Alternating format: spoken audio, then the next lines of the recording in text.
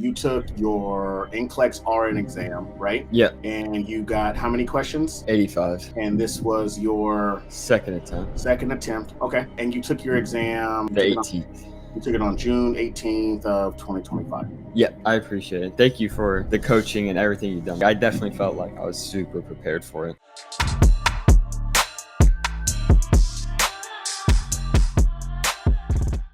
My good sir, Hey, how you doing? never did I ever have a doubt that you were going to rock this exam. And now, sir, you are a registered nurse.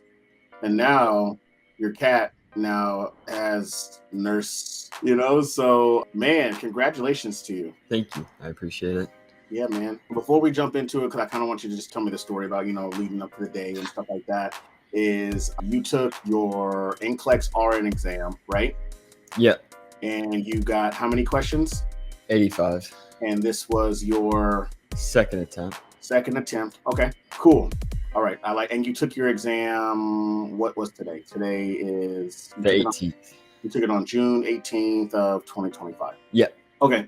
Got it. All right. So tell me about kind of like just leading up to it. Like, what were you feeling? What were your thoughts? Did you feel prepared? Did you not feel prepared? 'Cause I know we kind of had a break in the talk, like when we had talked last week, and I was just like, hey, you got this because you proved it, and I've seen it. We saw it in the numbers and all that good jazz. So kind of walk me through how the day was going. I was super nervous. The only thing I did before was Monday I took the readiness exam. I didn't put it in the charts because when I was taking it, I was feeling super burnt out, but I got a 63, and online it said that was like a 95% of PASS NCLEX. So I was just like, I'm just gonna chill until I take the NCLEX. And then the day of, I was super nervous, got there pretty early. The first time I took it, the guy who checked everybody in was super rude, and this made it a lot more stressful. This time, the guy was super, super nice, super, super calming. And so that was nice. I felt a lot calmer. And then I just had this feeling of, I knew I studied a lot, I knew I was prepared, but for some reason, I felt like there would be like easy stuff that like I just didn't know, if that makes sense. Like something that I just wouldn't have studied because something I would have just looked past. As I was taking it, it felt exactly like the Kaplan exams, just a little bit easier. But with that said, feel like you know the answer, but you're still not like 100% sure. Because like even when I take the Kaplan exams, like I don't know if I'm doing good, even if I do think I know it. And so I got to 75 questions, and that was 2 hours in. I had 3 hours left. It asked me if I wanted to take my break. So I was like, yeah, I'll take my break. I went to the bathroom, walked in a couple of circles, went back in, and was hoping it cut off at 85 because I didn't feel like I was doing too bad. I felt like I was doing a lot better than the first attempt. Overall, I felt like I knew a lot more. Okay. And then the last 10 questions felt not harder, but kind of like a lot different than the rest of the exam. So I had a feeling like maybe these are some experimental questions they're asking me before they cut it off. It cut off at 85, and I got pretty excited, but I wasn't too sure until I got to see the actual results. So essentially, going into this experience or going into the next exam, you felt a lot more comfortable and essentially a lot more confident going into your second attempt after like us working together. Yeah. Okay. Yeah, I definitely felt like I knew a lot more. And when it did cut off 85, even before I got the results, I was like, there's no way I would have failed at 85 if the first attempt I got the 150 and was somewhat close, and I studied like a million times more this time. So I was like, there's no way it cut off 85 and I didn't pass. Okay. So I had pretty good confidence that when it did cut off, I was like, yeah, I think that's a pass for sure. Right. And it's a totally different feeling when you're just like, nah, there's no way I failed. You're like, I passed it. And then it gives you like that sense of like kind of completeness where you're just like, I know I did better. I know I was more prepared. I just kind of have to get out of my own way. And you did your own way. And just like we had a conversation yesterday, I was just like, it's already yours, bro. Just claim it because you know that you did better and it's already proven. The numbers won't lie, but people will. So I was just like, by the time you get to that last cat, it's going to be a pass. And sure enough, it was. You got to your readiness exam. That was a pass. And then here we are. Now you're a full-fledged nurse. So it's just like, was there ever any doubt? Not with me, now it's yours. So now you can like go out here and like I said, and do your nursing thing. So there's a couple things I do want to ask you. And this is essentially, about the coaching and about the experience and essentially like, would you recommend it to anybody else? My first question is, did you feel that the coaching sessions were long enough, such as, the duration of the day that we met, as well as how long it was, from 30 to 45 days? Like, so how did you feel about that experience? Yeah, I feel like they're long enough. It was long enough for us to go through any questions that I was curious about and for me to ask any questions and a little bit extra. So I felt like I never felt restricted in any Okay. time. I felt like it was very thorough in everything that we did.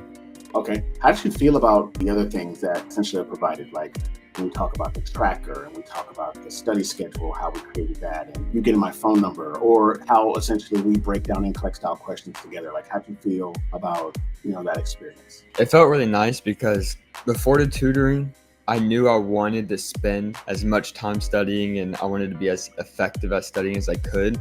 But the content for the NCLEX is so broad and there's so many different things that it's hard. Like, even if you want to study a lot, it's hard to know what to study, when to study, and all that. So having it broken down into days and keeping the trackers for progress and just knowing like what lectures to watch, when to review and when to take the quizzes, it made it a lot more easier and consumable to actually study. Because I feel like without the tutoring, if I wanted to study as much as I did, I probably would have studied one thing too long, missed another thing. I wouldn't have known like where to spend all the time I wanted to spend. So having it broken down and the calendar and everything helped tremendously. Okay. So you felt like it kind of it kept you on track, as well as it didn't seem so overwhelming. No. Right.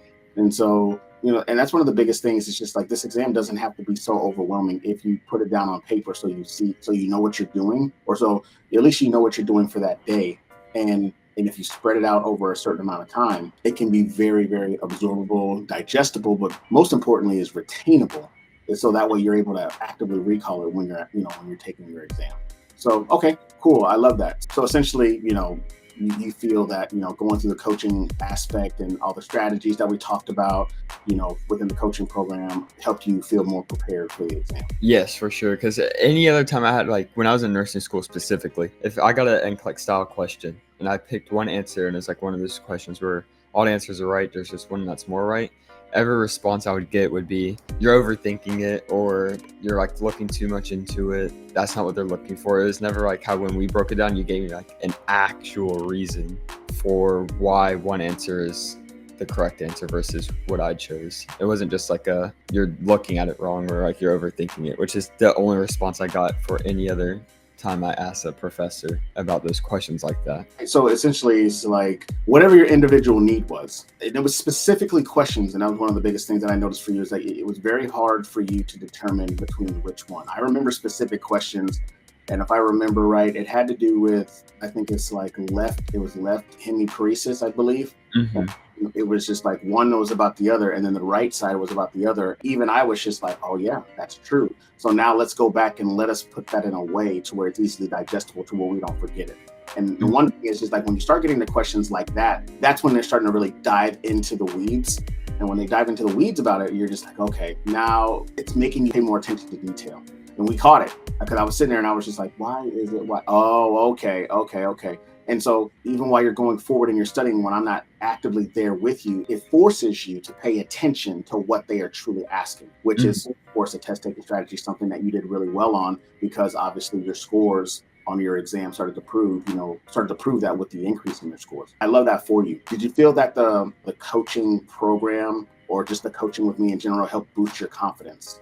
How'd you feel about it?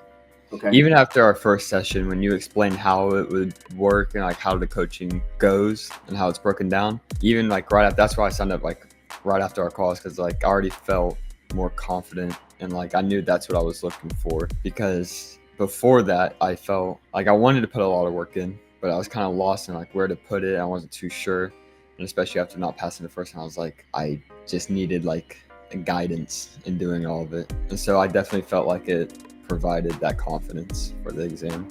Okay, yeah, and just like what we talked about, it was just like as long as you're coachable and as long as you can see what I see, you'll be able to kind of bring that vision to life for yourself, right? And so, that's why they say sometimes it's like, hey, go to therapy. People are like, I don't want to go to therapy. And I was like, well, if you go to therapy, people who don't know you can tell you about yourself that you can't see, right? Like if I had a twitch going on and I always like twiddled my thumbs, it's such a normal thing for me to do. But other people who don't know you or other people who don't see you all the time be like, why are you twiddling your thumbs all the time? So we don't really necessarily know that until we start to kind of build that relationship.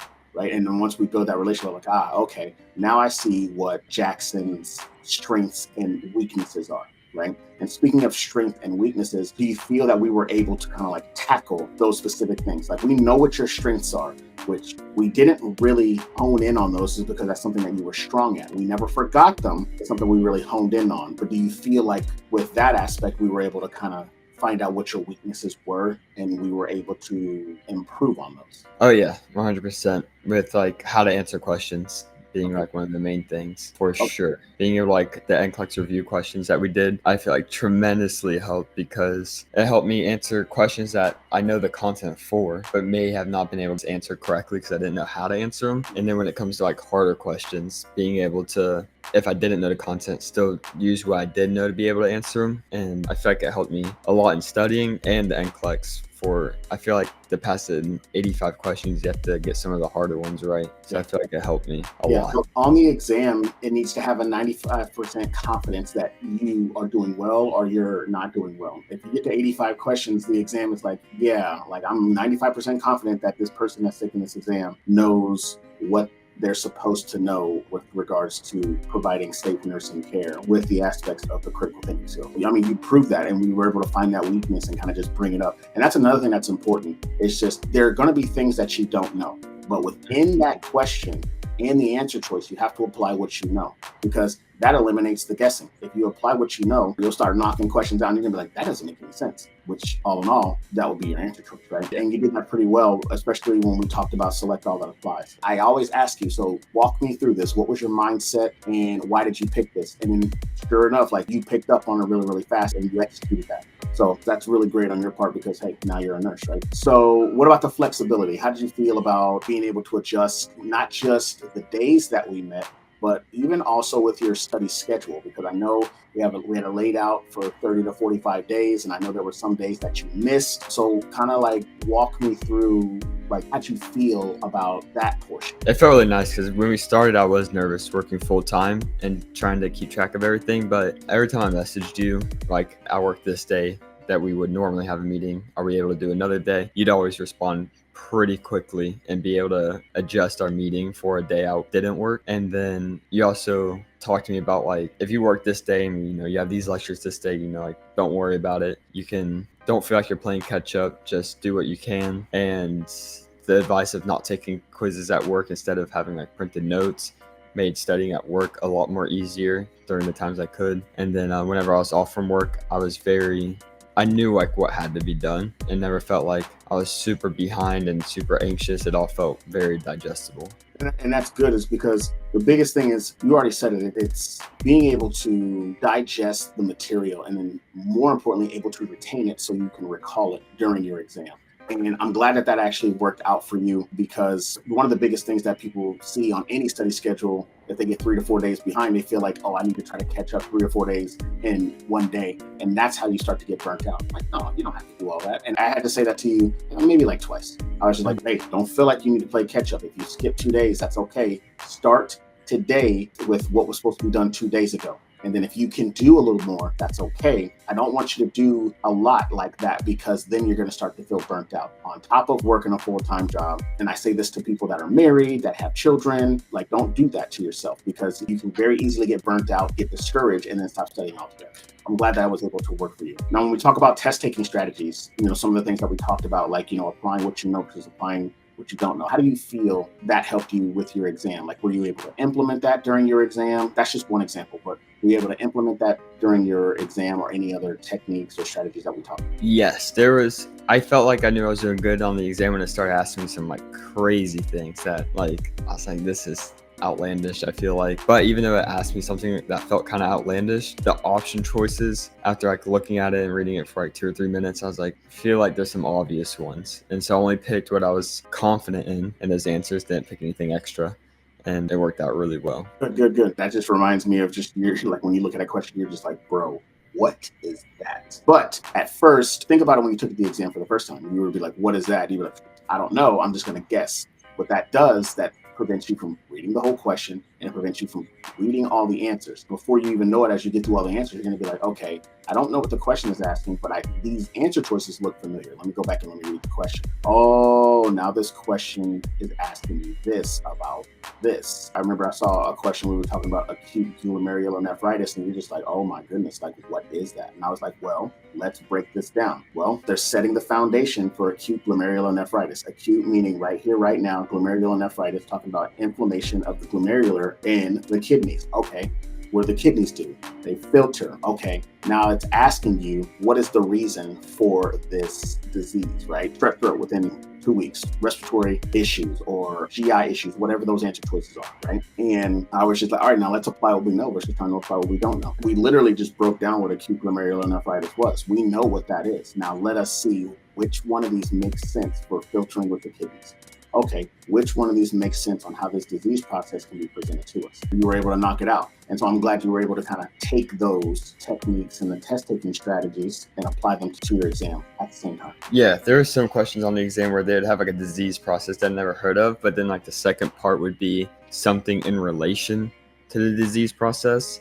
And then the answers would be like interventions or things to like monitor for that additional second half of the question. So like for some of the questions, like really, you didn't really need to know what the disease process was. You just needed to know interventions for like dehydration, which would just be a part of whichever disease process they listed in the first part of the question. You know what I mean? And it's a good thing that you're able to pay attention to that, because like I said, there are going to be things that you don't know, and that's okay. But you have to know what everybody else knows. You need to be able to know that, and you have to be able to use your critical thinking in order for you to get the right people in there, do the right thing first or best before other people get in there, because the whole point is about safety and managing and prolonging and helping people with life, right? So good on you for that one. What would you say was probably the most important resource or support, if you will, that was provided to you within the coaching? I say either reviewing the questions with you and having like the chance to ask you about them, and you giving me like real answers, like real reasoning, versus my previous experience of them saying either like that's a throwaway question or you're overthinking or whatever. That and